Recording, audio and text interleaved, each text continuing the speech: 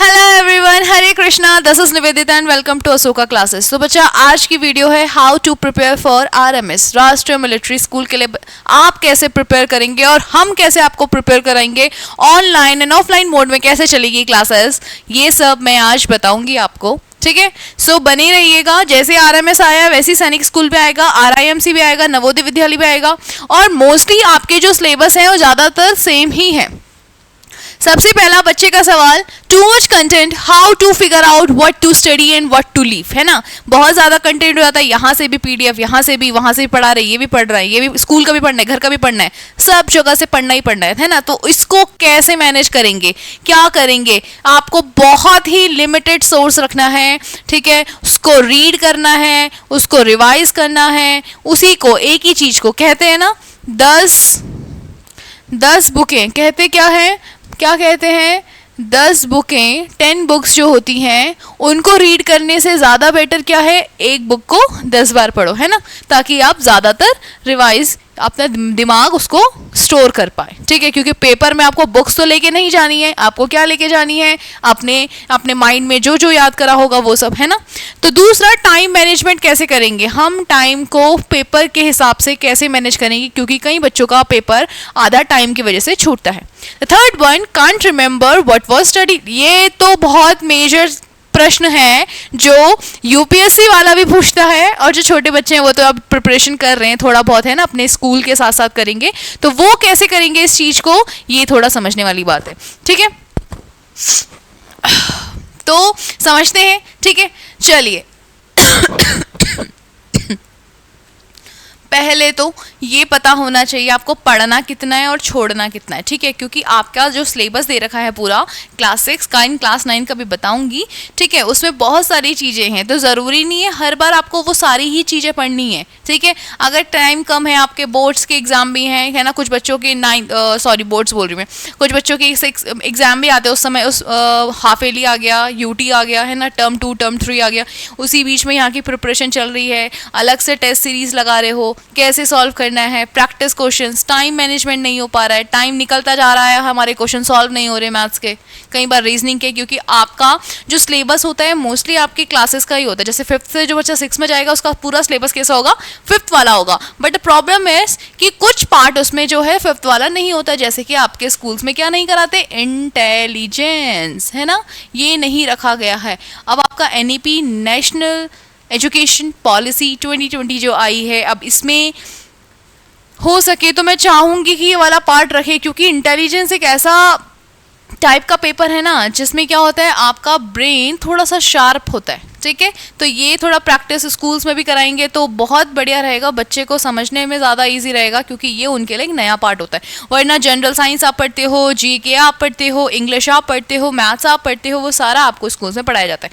थोड़ा बहुत एक्स्ट्रा चीज़ होता है जो आपके पेपर में आता है, वो आपके स्कूल्स में नहीं पढ़ाते हैं। उसके लिए आपको क्या करना है वो मैं आगे बताऊँगी। ठीक है, अब ये चीज़ है कि can't remember what to study वाला पॉइंट है, तो भैया बहुत ज़रूरी है हर चीज़ आपको याद ना रहे। समझ रहे हो ये बात, मतलब वैसे अगर पूरे जीवन में देखा जाए, आपको चीज़ें याद ना रहे, ये बहुत अच्छी सुविधा दी गई है, क्योंकि कई लोगों को ऐसा लगता है ना, किसी ने कुछ बोल दिया, अगर वो उस चीज़ को लेके चले पूरे 7 दिन, है ना, हफ्ते में पूरे 7 दिन अगर वो उसको लेके चले तो उसका तो सर दर्द हो जाएगा, भाई उसने मुझे ऐसा बोला, उसने मुझे ऐसा बोला, आज मम्मी ने मुझे मारा, मैंने मम्मी को ये बोल दिया, ये पूरा चलता ही रहेगा बच्चे के साथ, है ना।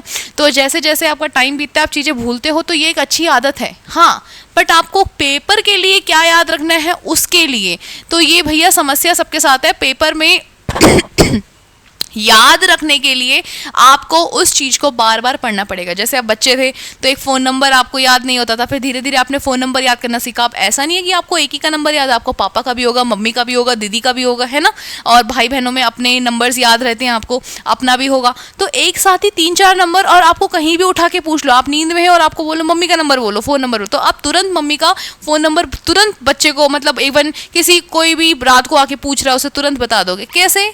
क्योंकि आपने उस नंबर को बार बार डायल करते हुए पढ़ते हुए, है ना, फ़ोन करते हुए, उसको बार बार इतना डायल किया, इतना बार लिखा है, स्कूल की डायरीज़ में लिखा है, हर जगह आपको अगर अटेंडेंस शीट मिल रही है, कुछ मिल रहा है, उसमें लिखना पड़ेगा, तो वहाँ पे भी लिखा है, एप्लीकेशन फॉर्म भरते वहाँ भरते हैं ना, कई जगह जब एडमिशन होते हैं या अलग अलग कॉपीज़ होती हैं उनमें लिखवाया जाता है, तो आप वहाँ जाके इतनी बार लिखते हो कि आपको याद हो जाता है। तो क्वेश्चन आता है कि फिर भूलते कैसे, क्योंकि आपने जो चीज़ एक बार पढ़ ली है ना, आप उसे अगर कंटिन्यूसली पढ़ते रहोगे ना, तब जाके आपको चीज़ें याद होती है। कहा जाता है कॉपी खोल के तो हर कोई पढ़ता है, पढ़ाई वो है जिसमें कॉपी बंद हो और आपके दिमाग से हर चीज स्टेप वाइज जो पढ़ी गई है वो आपको याद हो और आप उसे रिकॉल कर पा रहे। कैसे? आंखें बंद करके, कॉपी का पेज बंद है और आप रिकॉल कर रहे हो कि आपने ये चीज पढ़ी, ये पढ़ी, ये पढ़ी, ये पढ़ी, ये पढ़ी। ठीक है, तो इस तरीके से चीज़ें रिवाइज होती हैं, वो कराएंगे, पूरा प्रैक्टिस करवाते हैं। ठीक है, मैं कभी भी नोट्स प्रोवाइड नहीं करती, I always give a mind map, है ना। माइंड मैप बहुत ज़रूरी होता है। क्यों? माइंड मैप से आप चीज़ें जल्दी रिकॉल करते हैं। आपको हमेशा बड़े बड़े सेंटेंसेस पढ़ने की जरूरत नहीं, एक बार पढ़ लिया ना, अब उसको रिवाइज करना है, तो आपको क्या करना है, माइंड मैप बनाना है। आपने एक वर्ड पढ़ा, जैसे मैंने अगर बोल दिया वेव, तो वेव में आपने कितने टाइप की वेव पढ़ी, वो 2 लिख देनी है। फिर उस वेव में हमने क्या पढ़ा, बस वो ये दिस टाइप ऑफ, तो ये माइंड मैप ही होते हैं जो आपको हेल्प करते हैं पेपर में रिकॉल करने के दौरान। ठीक है, चलिए अब आगे बढ़ते हैं। मेरी रिस्पॉन्सिबिलिटी क्या है आपको, जब मैं पढ़ाऊंगी तो मेरी रिस्पॉन्सिबिलिटी क्या है और आपकी रिस्पॉन्सिबिलिटी क्या है, आपको क्या करना है। ठीक है, फर्स्ट वन, यूट्यूब क्लासेस। आपको क्लासेस मिलेंगी, वो ऑनलाइन एंड ऑफलाइन दोनों मोड में मिलेंगी। यूट्यूब में भी आपकी क्लासेस चलेंगी। ठीक है, नोट्स प्रोवाइड होंगे बिल्कुल माइंड मैप के थ्रू ही आपको रिवाइज भी करवाया जाएगा और वो वैसे ही आपको नोट्स भी प्रोवाइड होंगे। क्विज होगा, जो पढ़ाया जाएगा उसका क्विज होगा टेलीग्राम में। ठीक है, टेलीग्राम में आपको खेल घर मिलेगा, दैट इज खेल घर क्विज, है ना, जहाँ पे आप खेला मतलब जो पढ़ा है उसके 5 क्वेश्चंस, 5 से 10 क्वेश्चंस वहाँ पे हर दिन प्रैक्टिस के लिए हुआ। और टेस्ट, है ना, या तो ये वीकली सेकंड वीक में होगा। ठीक है, और हर सेकंड वीक में आपके टेस्ट वगैरह कंडक्ट कराए जाएंगे। ठीक है, सैटरडे को मोस्टली, और आपको उन टेस्टों को देना है। ठीक है, ये आपके ऐप में प्रोवाइड करी जाएंगे टेस्ट और आपको उस टेस्ट को उसमें देना है। ठीक है, ऑफलाइन वालों के लिए ये टेस्ट यहाँ कंडक्ट कराए जाएंगे। ठीक है, उनको ऐप में नहीं कराए जाएंगे, उनको स्पेशली हाथों में दिया जाएगा एंड देन उनको उस टाइम शेड्यूल में बैठा के उन टेस्टों को करना है। पर जो लोग ऑनलाइन होंगे उनको ऐप में प्रोवाइड किए जाएंगे। ठीक है, ओके। आपकी रिस्पॉन्सिबिलिटी क्या है बच्चा? आपकी रिस्पॉन्सिबिलिटी, आपको मॉक्स जो हैं वो आपको ऐप में दिए जाएंगे, तो आपको उन्हें करना है। ये नहीं कि अभी आज मेरा काम है बहुत सारा, मैं कल करता हूँ, फिर कल टाइम मिला ना मिला, आपको शादी में जाना पड़ा, आप वहाँ चले गए, ऐसा नहीं करना है। ये आपकी रिस्पॉन्सिबिलिटी है। अगर जैसन टेस्ट है आपको वो टेस्ट देना है, उसको बैकलॉग बना के नहीं चलना कि इकट्ठा कर रहे हो, एकदम एक पाइल अप कर रहे हो। ठीक है, second one is analysis your mistake, है ना, एनालाइजिंग योर मिस्टेक। एनालिसिस जो होता है वो बहुत इंपॉर्टेंट पार्ट होता है। आपने टेस्ट दिया, आपको टेस्ट दिया, आपने वो करा, आपको पता चला आपने जो एनालिसिस किया है वो आपके कितने मार्क्स आने चाहिए थे, आपको क्या चीज़ें याद थी, आपने क्या चीज़ें छोड़ी, है ना। बहुत इजी पार्ट भी बच्चा होता है जो बहुत इजी क्वेश्चंस होते हैं उनको भी गलत कर लेता है। क्यों? डर, टाइम मैनेज नहीं कर पाता है ना। तो ये चीज़ें आपको एनालाइज करनी है ना। एनालिसिस इसी चीज़ का होगा कि कैसे आप अपनी मिस्टेक्स को एनालिसिस करते हो, उनको जो गलत है उनको वापस जाके उस नोट से पढ़ना है, देन वापस देखना कि कहाँ पे गलती हो। नेक्स्ट टाइम जब वो क्वेश्चन आए तो याद रखना है कि मैंने पिछली बार ये गलत किया था, अब गलत नहीं करना है। क्योंकि जो पढ़ने का प्रोसेस होता है उसमें क्या होता है, एक चीज़ गलत होती है तो वो नेक्स्ट टाइम गलत ना हो। अगर आपने इस टाइम गलत करा है और उसके बाद आपने दोबारा पेपर दिया और दोबारा में वो किसी अदर तरीके से आया लेकिन आंसर उसका सेम था और आपने फिर गलत करा, now it is your responsibility कि कैसे उसको ठीक करना है ना। क्योंकि अगर आप ऐसे ही करते रहोगे तो आपकी मिस्टेक ही ठीक नहीं होगी, और जब आपकी मिस्टेक ही ठीक नहीं होगी तो वहाँ पे कैसे सही करोगे। कोई बच्चा सोचता होगा ना, मेरे मॉक में यहाँ पे इतने बन रहे, मतलब मेरा टेस्ट देना हूँ मैं यहाँ पे इतने बना रहा हूँ, पेपर में जाके मेरे बहुत हाई मार्क्स आ ही जाएंगे, मैं बहुत अच्छे से पढ़ूंगा। ऐसा नहीं होता है। अगर आपके नॉर्मल टेस्ट जो आपको दिया जा रहा है, अगर आप उसमें कम मार्क्स आ रहे तो वहाँ पे भी आपके बहुत ज़्यादा मार्क्स नहीं आने वाले, इस बात का ध्यान रखें। ठीक है, तो वो मॉक ही आपकी एक प्रैक्टिस होती है। अगर घर में प्रैक्टिस अच्छी नहीं हो रही तो आप ये तो छोड़ ही दीजिए कि आप पेपर में बहुत बढ़िया करने वाले। ठीक है, तो इस बात का ध्यान रखना, चाहे वो बच्चा सैनिक का हो, चाहे वो बच्चा RIMC का हो, चाहे वो RMS का हो, चाहे वो नवोदय विद्यालय का हो, है ना। ये जितने भी प्रिपेयर करेंगे भैया, ये आपको मेंशन करना होगा, आपको ये बताना पड़ेगा। अगर आपने एनालिसिस करा है और आपको कोई चीज़ समझ नहीं आती तो हम बताएंगे, लेकिन अगर आपने ये करा नहीं, क्योंकि जो गलती होगी वो आप कॉपी में नोट डाउन करोगे। क्या करोगे, आपने कुछ देखा क्वेश्चन, गलती हुई, उस गलती का आंसर क्या था आपको पता लगा, उसके उस आंसर के रिलेटेड कुछ पार्ट थी जो आपको जाननी थी, आपने वो पढ़ा, और आपने ये क्या करना है, क्वेश्चन लिखना है, अलग से नोटबुक लेनी है, उसमें क्वेश्चन लिखना है, उसका आंसर लिखना है, ताकि नेक्स्ट टाइम जब आप आओ तो उस नोटबुक को एटलीस्ट पढ़ के आओ कि आपने ये गलतियां करी थी, अब इस पेपर में ये वाली गलतियां नहीं करनी है, इससे आपकी गलतियां रुकेंगे। Practice PYQ. बच्चा मैं प्रैक्टिस पीवाईक्यू क्यों बोल रही हूँ अभी बताती हूँ। I am giving you the reason. मैं ऐसा क्यों बोल रही हूँ कि पीवाईक्यू को प्रैक्टिस करना है, और कोई बोले मैंने एक बार कर लिया, आपको दोबारा करना है, कई बार करना है।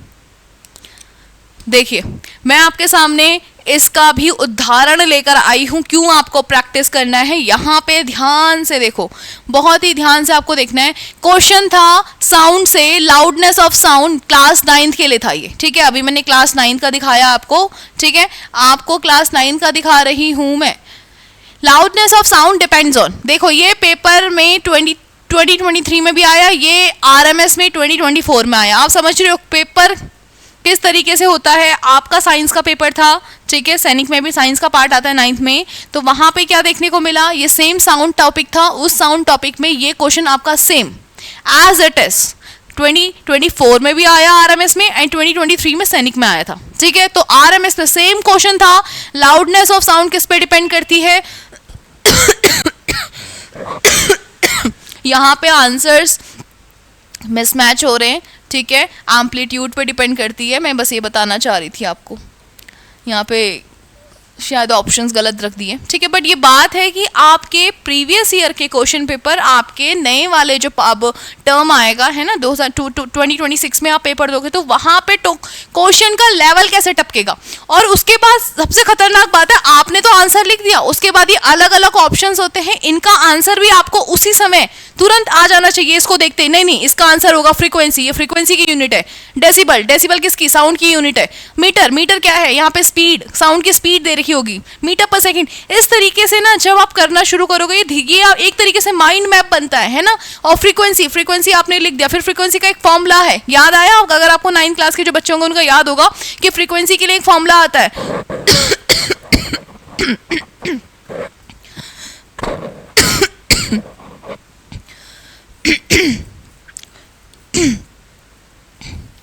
Frequency equals to 1 upon time period, है ना, उसका फॉर्मूला आता है। फ्रीक्वेंसी को आप किससे डिनोट करते हैं, न्यू से, ऐसे मतलब इस तरीके से आपको कंटिन्यूअसली कनेक्ट करते करते करते आपको पता भी नहीं चलेगा आपको कब वो चैप्टर भी लर्न हो गया, है ना।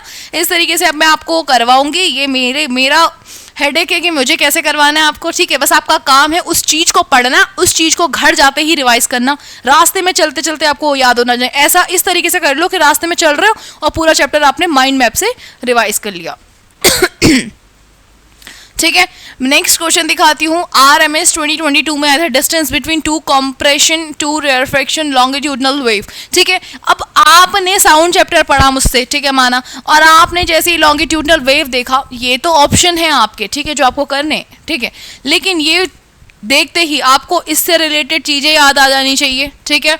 ये कंप्रेशन है बिटवीन डिस्टेंस, डिस्टेंस से देखते ही आपको कोई फॉर्मूला याद आ जाना चाहिए, है ना। इस तरीके से आपको पढ़ना है कि आपको क्वेश्चन में भी हिंट्स दिखें, ताकि आप उनको कंटिन्यूसली रिवाइज करते रहे और चीज़ें भूले ना, ठीक है।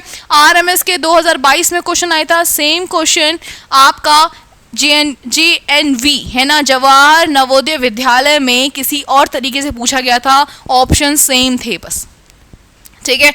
उसके बाद दिखा दूँ साउंड वेव्स आर, अच्छा अब देखो खुद ही मुझे बताओ, यहाँ पे लिखा है साउंड वेव्स आर, और पीछे आपने क्या प्रश्न पढ़ा, distance between two compression rarefaction in a longitudinal wave. अब मुझे ये कौन बताएगा कि ये आंसर मिसमैच कर रहा है या मैच कर रहा है ना। इसीलिए प्रीवियस ईयर क्वेश्चन को पढ़ना जरूरी है, किस तरीके से पढ़ना है ये मैं आपको बताऊंगी। पर यहाँ पे देखो साउंड वेव्स आर क्या है, लॉन्गिट्यूड, ये ठीक है, इस तरीके से आपको दे रखा है, तो आपको पता होगा क्या इसका आंसर होगा, बताऊंगी, सब पढ़ाऊंगी क्लास में किस तरीके से, इस तरीके से पढ़ाई करेंगे, इस तरीके से मैं पढ़ाऊंगी कि आप भी जब पढ़ोगे, जिस भी क्वेश्चन को देखोगे, आप खुद उसमें फटाफट से क्या करना, पॉइंट्स को कनेक्ट करना स्टार्ट करोगे, मैम इसका आंसर ये है ना। इस तरीके से पढ़ाई होगी एकदम बिल्कुल, इसमें जहाँ पे ज़रूरत होगी वहाँ पे आपको मैं डेमोन्स्ट्रेशन दिखाऊंगी, प्रैक्टिकल, है ना। लेकिन जहाँ पे नहीं होगा वहाँ पे मैं तरीके बताऊंगी किस तरीके से आपको ट्रिक की फॉर्म में उन चीज़ों को याद करना है, ताकि वो आपको लंबे समय तक, हर चीज़ की ट्रिक नहीं होती पर कुछ क्वेश्चंस होते हैं जिनकी ट्रिक होती है, तो उन ट्रिक को हिसाब से हम आपको क्वेश्चन करेंगे। RMS में 2024 में इस साल पूछा गया था, मतलब 24 में, the simple pendulum takes 25 second to complete 50 oscillation, what is the time period of a pendulum. अब आप यहाँ देख रहे होंगे 50 ऑसिलेशन चल रहे, फिर 25 सेकेंड इनके आंसर निकालने। ये न्यूमेरिकल क्वेश्चन है, न्यूमेरिकल क्वेश्चन कैसे करेंगे ये भी मैं आपको क्लास में बताऊंगी। मैं ये दिखाना चाह रही हूँ कि किस तरीके से क्वेश्चन आता है, और ये मत सोचिए कि JNV में आपके क्वेश्चन का लेवल हल्का होता है और RMS में ज़्यादा, ठीक है। क्लास 6 हो या क्लास 9 हो, ये सारे 9th के क्वेश्चन है। मैं ये जो दिखा रही हूँ ये साउंड चैप्टर के 9th के क्वेश्चन है, तीनों में, जो सैनिक में आए हैं, जो RMS में आए हैं, जो JNV में आए हैं, है ना, सबके क्वेश्चन प्रैक्टिस करेंगे। लेवल बहुत बढ़िया रहेगा बच्चा। Which of the following characteristic of a sound depends on amplitude vibration, है ना। ये सारी चीजें आपको दिखाई जाएंगी, कराई जाएंगी ठीक है, किस तरीके से करेंगे। अच्छा, जो बच्चा क्लास 6 के लिए RMS का फॉर्म भरेगा उसका जो एज होना चाहिए 1 अप्रैल 2014 से 31 मार्च 2016 तक का रहेगा, और जो 9th क्लास में होगा उसका 1 अप्रैल 2011 से 31 मार्च 2013 के बीच का डेट ऑफ बर्थ रहना चाहिए, है ना इसका। तो उसके बाद आप क्या बोलते हैं 2025 से 26 वाले वो कर सकते हो, फॉर्म भर सकते हो। जब आएगा सितंबर अक्टूबर तक आ जाएगा, दिसंबर के 2nd वीक तक इस बार आपके फॉर्म का जो होता है निकल जाएगा, मतलब पेपर हो जाएगा आपका, ठीक है, दिसंबर के 2nd वीक तक। अच्छा, सैनिक का इसलिए डिले होगा क्योंकि इस बार अप्रैल के बाद ही शायद उसका रिजल्ट आएगा, मई के मिड तक आ जाएगा, ठीक है। और फिर उसका जो सिलेक्शन एडमिशन का प्रोसेस है वो सितंबर अक्टूबर तक खिंचता चला जाएगा, जस्ट बिकॉज ऑफ दिस वो वाला सिनेरियो जो उनका काउंसलिंग आया उसकी वजह से, ठीक है। लेकिन आपका RMS का जो एग्जाम है बच्चा वो दिसंबर के 2nd वीक में है, क्लास 6 क्लास 9 दोनों का। आप यू नो द सिलेबस, आपको ऑलरेडी सिलेबस एक पहले भी बता रखा है, एक बार दोबारा से रिवाइज करवा देती हूँ। जो RMS के 6 क्लास के बच्चे हैं उनका इंग्लिश आता है, उनका इंटेलिजेंस टेस्ट आता है, मैथमेटिक्स आता है, जनरल नॉलेज। अच्छा, जनरल नॉलेज में ना करंट अफेयर भी आता है, तो करंट की चीज़ें भी पूछता है वो, ठीक है, जो आपकी करंट की घटनाएं हो रही हैं। और उसके बाद इंटरव्यू इनका 20 मार्क्स का होता है फॉर क्लास 6, ठीक है। मैक्सिमम मार्क्स देखो 50 मार्क्स का। अब ये बात याद रखना, इंग्लिश में आपके मार्क्स नहीं जुड़ेंगे, मतलब इंग्लिश के मार्क्स आपकी क्लास 6 के लिए नहीं जुड़ेंगे, वो सिर्फ क्या होते हैं आपको क्वालिफाई करना होता है, मतलब 35% उसका लाना होता है, ठीक है। इंटेलिजेंस का जो है मैक्सिमम 50 मार्क्स का पेपर होता है और उसमें आपको क्वालिफाई 40% करना होता है, ठीक है। फिर मैथमेटिक्स होता है 50, जनरल नॉलेज में current affair 50, interview for 20 marks, ठीक है। ये क्लास 6 के लिए है। उसके बाद उनका जो सिलेबस आता है क्या क्या है उनका इंग्लिश में देखो, एंटोनिम है, सिनोनिम है, preposition, composition, framing question, articles, comprehension, affirmative, interrogative, homonyms, ठीक है, fill in the blanks, spelling checks, comprehension passages, type of sentences, para jumbled, construction of sentences, है ना, जैसे आपको तोड़ फोड़ करके सेंटेंसेस को बनाना होगा, ठीक है। तो error correction, grammar, singular and plural, sir आपको पूरा ही इंग्लिश का पार्ट पढ़ाएंगे क्लास 6 एंड क्लास 9 के लिए, ठीक है। यहाँ पे इंग्लिश के एक टीचर हैं, मेल टीचर सर, वो आपको इंग्लिश का पूरा पढ़ाएंगे, ठीक है। आफ्टर दैट सिलेबस आता है इंटेलिजेंस का, जिसमें आपको क्या क्या प्रैक्टिस करनी है, ठीक है। वो है puzzle, image, verbal, non verbal, direction sense. इनमें भी आपकी जो रीजनिंग है इसमें शॉर्टकट तरीके बहुत होते हैं जिससे आप फटक फटक अपने आंसर्स कर सकते हो क्लासेस में, है ना, पेपर के दौरान भी वो सारे तरीके आपको सिखाए जाएंगे ताकि आप कम टाइम लगाएं अपने पेपर को हल करने में और मैक्सिमम आउटपुट लें, ठीक है। क्योंकि टाइम कम लगेगा अगर इसमें, तो आप जहां पे आपको ज़्यादा प्रॉब्लम होती है वहां पे थोड़ा ज़्यादा समय दे सकते हैं, ठीक है। रिलेशन ऑफ एनालॉजी, रिलेशनशिप्स वाले क्वेश्चन जिसमें आपके दादा, मेरे दादा के भैया का परदादा, है ना, ये सब रिलेशन जो चलता है। और same classes, confusing constructions, completing series, jumpers, alphabet, decision making, ये सारे आपके पार्ट होंगे, ओके। आफ्टर डेट मैथमेटिक्स, जो कि बहुत इंपॉर्टेंट रोल प्ले करते हैं, मैथमेटिक्स के क्वेश्चंस भी आते हैं उसमें जो इंपॉर्टेंट होते हैं। तो ये सब देखो, number system, LCM SCF, prime factorization, square root, time work, percentage, profit and loss, ये सारा पार्ट आपको पता है, बुक आती है, उस बुक में पूरा मेंशन होता है, ठीक है, किस तरीके से आपको प्रिपेयर करना है। हर दिन थोड़ा थोड़ा करके, बहुत ज़्यादा घंटे नहीं लगाने, ज़्यादा से ज़्यादा आपको सिर्फ अपने 2 घंटे देने, ठीक है। जो बच्चा सेल्फ स्टडी करना चाहता है, जिनके पेरेंट्स से वो चाहते हैं अपने बच्चे को पढ़ाना, एटलीस्ट अपने बच्चे को, क्योंकि वो स्कूल भी जाता है, वो घर में पढ़ेगा, तो एटलीस्ट उसको सिर्फ 2 घंटे दो। वो 2 घंटे में हर दिन एक एक चैप्टर धीरे धीरे पढ़ता रहेगा और प्रैक्टिस करता रहेगा PYQs, ठीक है, PYQs से। अब जब बच्चा पढ़ता है ना, तो उसे ये नहीं पता रहता है कि मेरे को कितना याद हुआ, मैंने जो याद करा मुझे याद भी है कि नहीं। पहले तो प्रैक्टिस करने की, जो आपने पढ़ा उसको बिना देखे एक सफ़ेद पेपर या कोई कॉपी होगी उसमें लिखना शुरू करें। आफ्टर डेट आपने पढ़ लिया, उसका क्विज लगाएं। कैसे लगाएं? या तो यूट्यूब में उसका एक चैप्टर का नाम डालें, उससे क्विज लगा लें, ठीक है। या आपके पास एक बुक आती है जिसमें प्रीवियस ईयर क्वेश्चंस भी होते हैं, एक्स्ट्रा क्वेश्चंस भी होते हैं, उनसे आपने PYQs लगाएं, ठीक है। यहाँ तो प्रैक्टिस होगी। लेकिन इसके अलावा अगर किसी बच्चे को लगता है कि मेरा ये टॉपिक थोड़ा सा वीक है, मैंने अभी पढ़ा, मैं चाहता हूँ कि एक बार पढ़ने के तुरंत बार क्विज लगाना है। अब ये ना करें कि पढ़ा आज लिया, क्विज हम कल लगाएंगे, नहीं, ऐसा बिल्कुल नहीं करना है। यही मिस्टेक नहीं करनी है। आपने जो चीज़ अभी पढ़ी है आपको वो याद तभी रहेगी जब आप उसको क्विज फॉर्म में लगाओगे। उस क्विज फॉर्म में भी आप कुछ चीज़ें ऐसी होंगी जो आपने पढ़ा नहीं है ना, उस बुक में नहीं था, या आपने नहीं पढ़ा, या आपको याद नहीं, उस पार्ट को ही आपको कॉपी में लिखना है। बाकी किसी पार्ट को आपको कॉपी में नहीं लिखना है बार बार, है ना, कॉपी नहीं भरनी है। आपको जो चीज़ याद नहीं होगी या जो चीज़ आप गलत करोगे उसी को ही एक अलग से छोटी सी कॉपी बनाना, उसमें नोट डाउन करते रहना कि मेरी यह गलती आ रही, ताकि आप उस कॉपी को बार बार पढ़ते रहो, अपनी गलतियों को सुधारते रहो। बार बार आपको बड़ी सी मोटी सी बुक नहीं बनानी है। ये इंपॉर्टेंट सिलेबस है फॉर जनरल नॉलेज, ठीक है, जिसमें आपको स्पेशली अलग से ही टॉपिक दे रखे होते हैं क्लास 6 के लिए, RMS के लिए। बहुत अच्छी ट्रिक्स मैंने बनाई थी नेशनल पार्क्स के लिए, किस तरीके से आप नेशनल पार्क को याद करोगे, इंपॉर्टेंट डेज को किस तरीके से याद करोगे, डिफेंस फोर्सेस एंड ऑल, सारी चीज़ों कुछ कहीं ना कहीं यहाँ पे ट्रिक यूज होती है, कहीं पे आपको कंप्लीटली वो वैसे ही याद करना होता है, ठीक है। उसके बाद आते हैं क्लास 9 का एग्जाम पैटर्न। आपको पता है 2 पेपर होते हैं आपके, English, Hindi and social 1 paper होता है, मैथ साइंस 1 पेपर होता है। 100 मार्क्स का पेपर होता है, 50 मार्क्स की इंग्लिश, 20 मार्क्स की हिंदी, 30 मार्क्स का सोशल साइंस।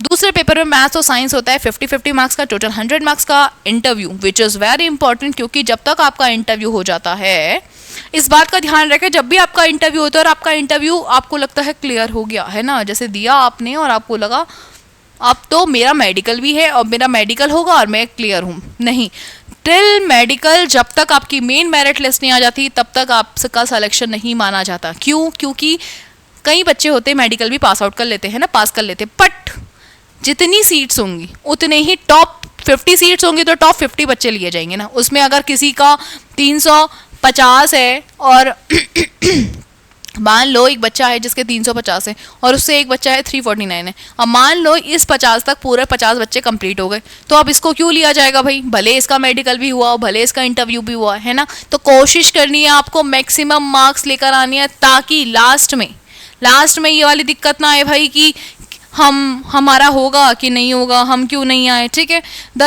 एक और चीज़ है, जब आप 100 मार्क्स का पेपर दोगे आपको 50% क्वालिफाई करना है, मतलब आपको सेक्शनल कट ऑफ भी है। पेपर 1 की सेक्शनल कट ऑफ 50%, मतलब 50 मार्क्स तो लेकर आने ही है, उससे ज़्यादा आप कितने भी लेकर आओ। और इन सेकंड पेपर की भी 50% कट ऑफ है, ठीक है, तो मतलब 50 मार्क्स आपको यहाँ पे भी लेके आने हैं। फिर क्लास 9 का सिलेबस देख लीजिए इंग्लिश का, ये सारा आपके पास ऑलरेडी डेटा रहता है कि किस तरीके से इंग्लिश का सिलेबस रहता है, ठीक है। इसमें वोकैबुलरी होती है, यूसेज होते हैं, नाउन, इनकी प्रैक्टिस, जितनी ज़्यादा प्रैक्टिस होगी ना बच्चा उतना ज़्यादा। ये हिंदी है, मैं पढ़ाऊंगी आपको हिंदी बहुत बढ़िया है, मज़ा आएगा आपको हिंदी पढ़ने में, किसी को दिक्कत वगैरह कुछ नहीं आएगी, बहुत अच्छी तरीके से पढ़ाई जाएगी, ठीक है। तो आपको हिंदी भी पढ़ना है, जहाँ पे आपको रटना है वहाँ रटाया जाएगा, जहाँ पे आपको ट्रिक से याद कराना है वहाँ पे ट्रिक से याद कराया जाएगा, ठीक है।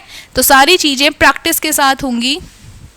Next one, the syllabus for social science. आप देख सकते हैं सोशल साइंस का सिलेबस है, ज़्यादा से ज़्यादा कोशिश करें कि सोशल साइंस में अगर बच्चा खुद पढ़ रहा है ना तो एक स्टोरी की तरह पढ़े, क्योंकि ये क्लास 8 का सिलेबस होता है आपका, जो क्लास 9 के लिए आ रहा होता है। थोड़ा बहुत 9th का सिलेबस भी होता है इसमें एड ऑन, बताते नहीं हैं पर बता रही हूँ, इसमें थोड़ा बहुत हल्का फुल्का 9th का पार्ट भी होता है। मतलब जो बच्चा ICSE से कर रहा है ना 8th, उसका थोड़ा सही रहता है, क्योंकि इसमें थोड़ा एक्स्ट्रा इन्फॉर्मेशन चाहिए होती है जो NCERT में थोड़ी सी कम रहती है ना। तो अगर आप चाहें तो आप अपने लिए एक बुक होती हैं जिनमें ऑलरेडी इनका पार्ट, जैसे RMS के लिए बुक लोगे, अरिहंत की बुक भी बहुत अच्छी है, अगर आप लोगे तो उसमें बहुत सारी चीज़ें दी गई हैं, प्रैक्टिस क्वेश्चंस हैं, है ना। तो जब भी बच्चा पढ़ेगा, आपने एक चीज़ पढ़ा, एक चैप्टर पढ़ा, जैसे मान लो आपने ये चैप्टर पढ़ा सोर्सेज ऑफ हिस्ट्री।